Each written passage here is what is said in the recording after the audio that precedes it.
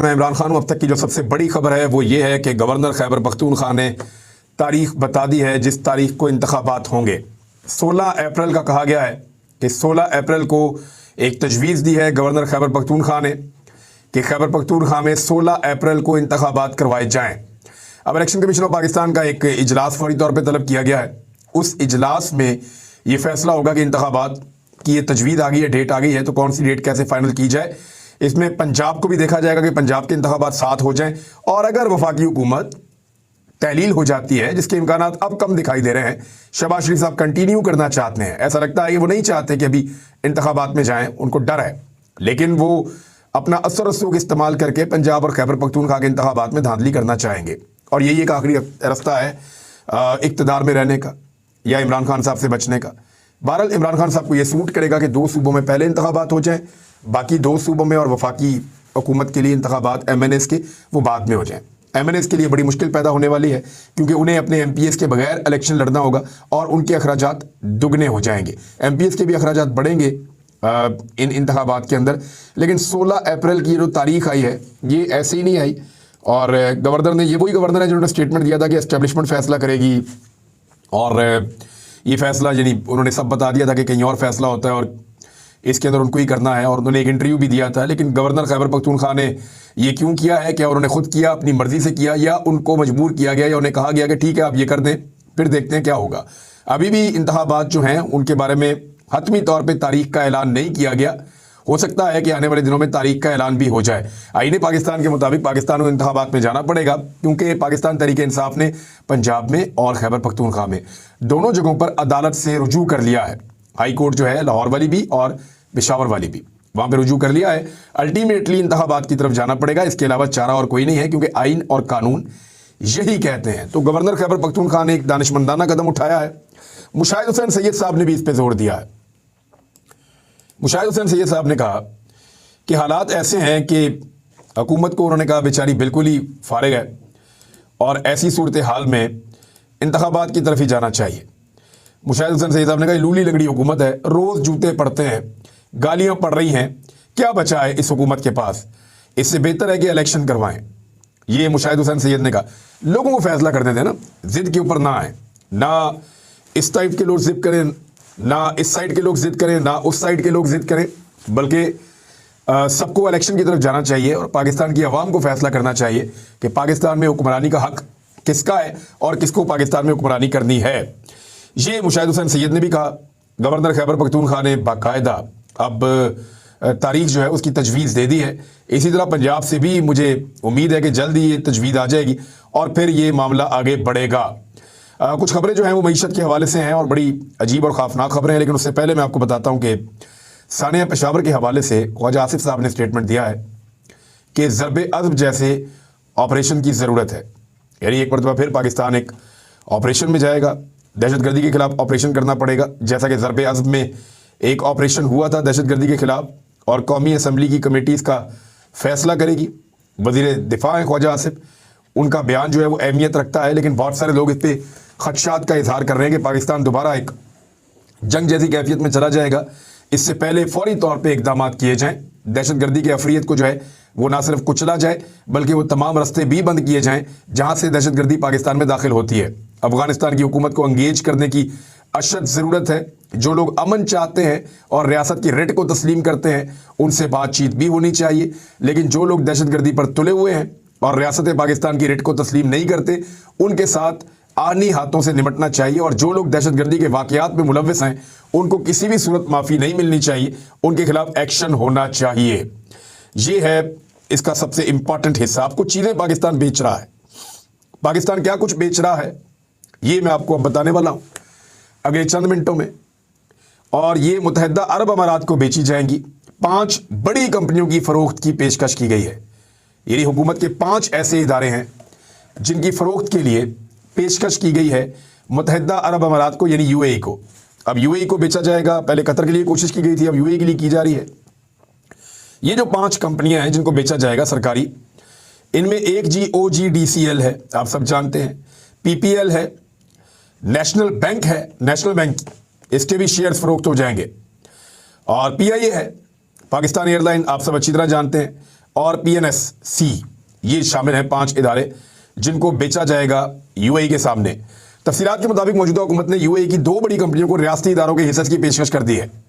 ज़राए के मुताबिक बताया गया कि हुकूमत UAE से $1 अरब लेने के लिए OGDCL, PPL, national bank, PIA और PNSC के हिस्से फरोख्त कर सकती है।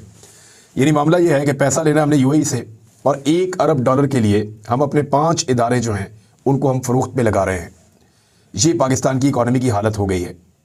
यानी निजकारी एक बड़ी अच्छी चीज़ है, लेकिन वो शफाफ तरीके से होनी चाहिए। आपके इदारे इस कैपेसिटी में होने चाहिए कि दुनिया उनको ख़रीदना चाहे और उनके अंदर उनको भी बेहतरी नज़र आ रही हो। अव्वल तो पाकिस्तान की सूरत हाल देख कर लोग ख़रीदने से भाग रहे हैं। डॉलर की शदीद किल्लत है, बैंक्स कोऑपरेट नहीं कर रहे हैं और पाकिस्तान के अंदर एक दिवालिया जैसी खुदा न खास्ता कैफियत बनी हुई है। तो ऐसे में कौन आएगा जो अपना पैसा अगर पाकिस्तान में फंसाएगा? बहरहाल उम्मीद है कि पाकिस्तानी अपना पैसा अगर पाकिस्तान में ले आए। मिसाल के तौर पर ये जो रवायती सियासी ख़ानदान है, इनका बेशुमार पैसा पाकिस्तान से बाहर पड़ा हुआ है। इन पे इल्ज़ाम है कि ये पैसा लूट मार करके और मनी लॉन्ड्रिंग करके पाकिस्तान से बाहर ले गए थे। तो इनसे गुजारिश है कि इस मुश्किल वक्त में ये पाकिस्तान के काम आए, अपना पैसा वापस पाकिस्तान लेकर आएँ और पाकिस्तान को इस मुश्किल वक्त से निकलने दें। जब पाकिस्तान के हालात बेहतर हो जाए तो फिर लूट लाट के ले जाएँ। दोबारा पाकिस्तान कहीं नहीं जा रहा, इधर ही है।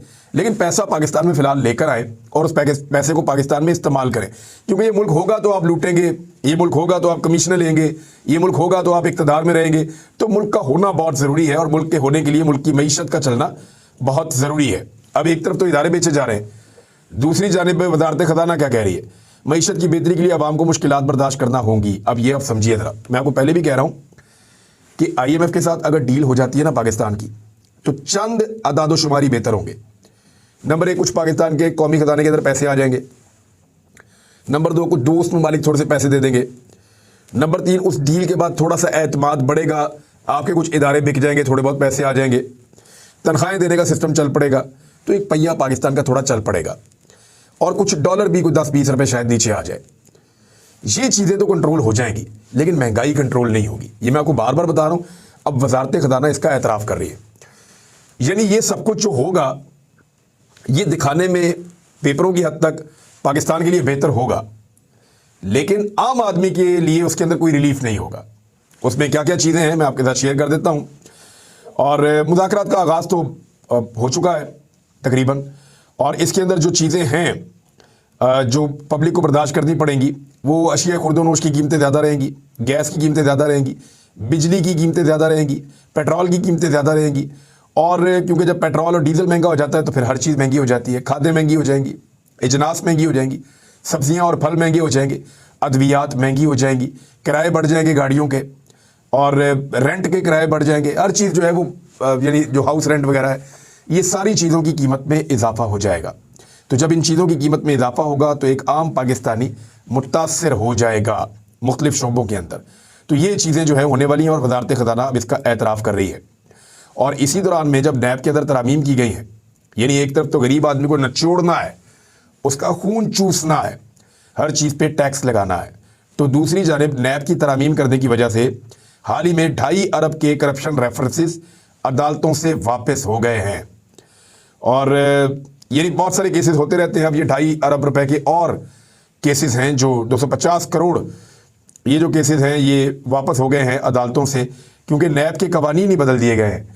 जब नैब के कवानीन बदल गए तो फिर जब वो कवानीन ही नहीं है तो किस बुनियाद के ऊपर पैसा रिकवर किया जाए। दूसरी जानी पेट्रोलियम मसनूआत ही सिर्फ महंगी नहीं हो रही, गरीब का चूल्हा बुझाने की पूरी तैयारी की जा रही है। अब होटलों के अंदर भी बहुत महंगाई हो जाएगी। उसकी वजह क्या है कि LPG ज़्यादातर इस्तेमाल होती है, उसकी कीमत में भी एक तारीखी इजाफा हो गया है। और ये तारीखी इजाफा मैं कह रहा हूँ तो इसको आप समझिए, 59 रुपये 60 पैसे फ़ी किलोग्राम का बड़ा इजाफा हुआ है। यानी लगभग 60 रुपये 1 किलो के पीछे इजाफा हो गया है। ये बहुत बड़ा इजाफा है। यानी जो घरेलू सिलेंडर पहले 703 रुपये 24 पैसे महंगा हो गया है, टोटल जो 703 रुपये 24 पैसे की महंगाई हो गई है घरेलू सिलेंडर के ऊपर। और पेट्रोल की कीमत पहले बढ़ गई है, डीजल की कीमत पहले बढ़ गई है, गैस की कीमत बहुत तेज़ी से बढ़ने जा रही है, LPG का रिकॉर्ड महंगाई के अंदर इन्होंने इजाफा कर दिया है। जबकि ख्वाजा साद रफीक साहब ने कहा कि उनको रेलवे को बचाने के लिए बहुत सारे पैसे चाहिए और अब आने वाले दिनों में वो रेलवे के किरायों में भी इजाफा करने जा रहे हैं। 7 से 8% उन्होंने कहा है और डिमांड तो ये किया जा रहा है कि ज़्यादा इजाफा किया जाए, लेकिन रेलवे के किरायों में भी आप देखेंगे आने वाले दिनों में इजाफा हो जाएगा। अब एक और खबर है कि फरवरी के अंदर मुबैना तौर पे जो खबरें आ रही हैं उनके मुताबिक पाकिस्तान में ईंधन के मसाइल पैदा हो सकते हैं, यानी तेल के मसाइल पैदा हो सकते हैं, उसकी किल्लत पैदा हो सकती है। वो कैसे? वो ऐसे कि पाकिस्तान को फरवरी के महीने में ईंधन की तरसील में शदीद बहरानी सूरत हाल का सामना करना पड़ सकता है, क्योंकि मुल्क के तेज़ी से कम होते हुए ज़र मुबादला के ज़खायर के पेश नज़र बैंकों ने दरामदात के लिए अदायगियाँ बंद कर दी हैं। देखिए, इसहाक डार साहब IMF की हर शर्त मानेंगे। पाकिस्तान इस जगह पे इससे पहले कभी नहीं पहुंचा था। आज पाकिस्तान IMF को नो नहीं बोल सकता। जो IMF कहेगा हर शर्त मानेंगे, क्योंकि फौरी तौर पे पैसे चाहिए। अगर पैसे ख़त्म हो गए, ज़र मुबादला के ज़खायर ख़त्म हो गए, तो फिर पाकिस्तान तेल नहीं मंगवा पाएगा बाहर से, और तेल के बगैर आपकी सारी मईशत रुक जाएगी। आप बिजली नहीं बना पाएंगे, ईंधन से बिजली भी बनती है। आप पेमेंट्स नहीं कर पाएंगे, बेशुमार चीज़ें आपने पहले रोक दी हैं। बैंक्स LCs खोलने से इनकार कर रहे हैं, क्योंकि पाकिस्तान के पास ज़र मुबादला ख़त्म होता चला जा रहा है। जो बैंकों में पड़े हुए लोगों के पैसे हैं, हुकूमत की नज़र उन पैसों के ऊपर भी है। रॉयटर्स के मुताबिक मुल्क को अदायगियों में तवाज़ुन के बहरान का सामना है, और डॉलर की बढ़ती हुई कदर की वजह से दरामदी अशिया की कीमतों में तेज़ी से इजाफा हो रहा है। ऑयल कंपनियों में से एक के सीनियर ओहदेदार ने यह बताया रॉयटर्स को कि आइंदा 15 दिन में किसी किस्म की किल्लत नहीं होगी। अलबत्ता अगर हमने अभी फ़ौरन LCs ना खोली तो अगले 15 दिन में किल्लत का सामना हम कर सकते हैं। ये सूरत हाल खुदा न खास्ता पैदा हो सकती है। तो अब हमारे पास IMF की शराइत मानने के अलावा कोई और रास्ता है नहीं, और इसहाक डार साहब IMF की हर बात मानेंगे। यानी उन्होंने ये फैसला किया हुआ है शायद कि अभी MNAs के इलेक्शन नहीं करवाने और वफाकी हुकूमत को तहलील नहीं करना, और कोई ना कोई, मुझे ऐसा लगता है कि जुगाड़ करने की कोशिश करेंगे। ना सिर्फ PDM वाले बल्कि इनके सहूलतकार, ये सब मिलकर एक मरतबा कोशिश करेंगे कि पंजाब और खैबर पख्तूनख्वा में इंतखाबात को रुकवाया जा सके। और अगर इन्होंने पंजाब और खैबर पख्तूनख्वा में इंतखाबात को ना रुकवाया तो फिर ये दबा के यहाँ धांधली करने की कोशिश करेंगे, और इतनी धांधली करेंगे कि तबाही फेर देंगे। लेकिन इसके बावजूद अगर पाकिस्तान तहरीक इंसाफ ने उसी तरह इलेक्शन लड़ा जैसे उन्होंने 17 जुलाई 2022 को इलेक्शन लड़ा था हमजा शहबाज की हुकूमत में, और एस्टेब्लिशमेंट के खिलाफ और हर तरह के हथकंडों के खिलाफ अगर उसी तरह इलेक्शन लड़ा तो फिर ये 2/3 अक्सरियत पंजाब में और खैबर पख्तूनख्वा में बना लेंगे। उसके लिए इमरान खान साहब अब फाइनल कर रहे हैं खैबर पख्तूनख्वा में और पंजाब में उम्मीदवारों के नाम जिनको उन्होंने अगले इंतखाबात के लिए टिकट देने हैं। तो मैं आपको कुछ चीज़ें तो क्लियर कर दूं। पंजाब के अंदर जो लोग लोटे नहीं बने और इमरान खान साहब के साथ खड़े रहे हैं, 99% उन्हीं को टिकट मिलेंगे। कुछ मखसूस नशिस्तों के ऊपर लोग फारिग हो जाएंगे, वो तब्दील हो जाएंगे, क्योंकि मखसूस नशिस्तों के कुछ लोगों ने बड़ी अजीब किस्म की इन्फॉर्मेशन इमरान खान साहब को पहुंचाई और गलत इन्फॉर्मेशन भी दी, तो वहाँ से कुछ लोग फारिग हो जाएंगे। और चंद इक्का दुक्का लोग हैं जो सूबाई असम्बली के ऐसे उम्मीदवार हैं जो पहले MPA थे, लेकिन इस मरतबा शायद इमरान खान साहब उनको टिकट ना दें। वो चाहते हैं कि परवेज़ इलाही साहब PTI के टिकट पे इलेक्शन लड़ें, लेकिन देखना यह है कि उनका क्या बनता है। वैसे काफ लीग को एक कंट्रोल में चौधरी शुजात हुसैन साहब के ही रखा गया है, और इलेक्शन कमीशन के फैसले के मुताबिक काफ लीग के सदर चौधरी शुजात हुसैन ही बरकरार हैं, तो वो कंट्रोल तो उनके पास है। तो परवेज़ इलाही साहब इमरान खान साहब चाहते हैं यहाँ पे आ जाएं और फिर पंजाब को फाइनल करेंगे। अब आ जाए आप जो बाकी लोग हैं, यानी बहुत सारी सीटें ऐसी हैं जहाँ पे PMLN जीती थी और PTI नहीं जीती थी। उन सीटों के ऊपर इमरान खान साहब ने अब बेहतर उम्मीदवार चुनने हैं, क्योंकि 17 जुलाई के जो 20 उम्मीदवार हैं उनमें से ज़्यादा इमरान खान साहब ने खुद चुने थे और वो सारे जीत गए थे। तो इसी तरह अब इमरान खान साहब पंजाब के सूबाई असम्बली के लिए सारे उम्मीदवार खुद चुनेंगे। नौजवानों को मौका देना उनके दिमाग में चल रहा है, और साथ ही साथ वो नए लोगों को लाना चाहते हैं, क्योंकि नए लोगों ने साबित किया है कि इमरान खान साहब की पॉलिसी के साथ खड़े हुए नए लोगों में से कोई नहीं बिका।